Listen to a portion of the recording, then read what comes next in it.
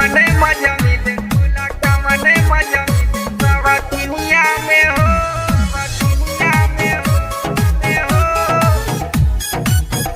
सवतिनिया में हो। Presented by SRM Music World।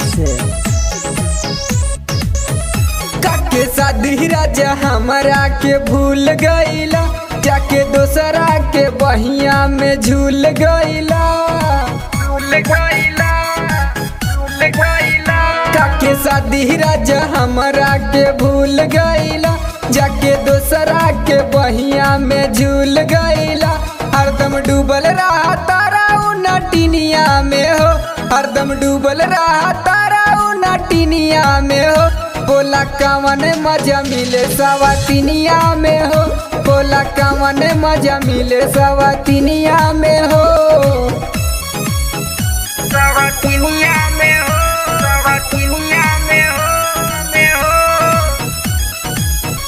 सवतिनिया में हो। Music by Shivratan Rana। झुमका यार बाली ओकरा देवेला हो, मजा तू हमसे खाली लेवेला हो, मजा तू हमसे खाली लेवेला हो।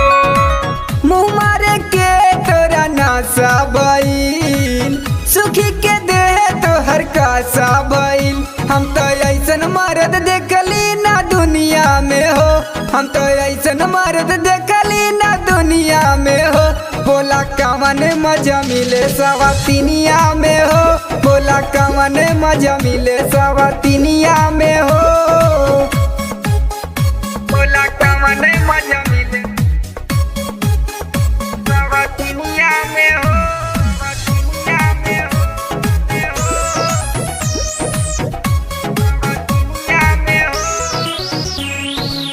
का कही राजा जानी गौआ जवान, जेकरा से नीमन हवा हो जाई मार। जेकरा से नीमन हवा हो जाई मार। अब से राजा अपनी आदत सुधारा, जाना से ज्यादा हम चाहिए तोरा। नहीं रहब विवेक जख्मी के कहानिया में हो, नहीं रहब विवेक जख्मी के कहानिया में हो। बोला कवन मजा मिले सवतिनिया में हो, बोला कवन मजा मिले सवतिनिया में हो। रतन रिकॉर्डिंग स्टूडियो, परसा।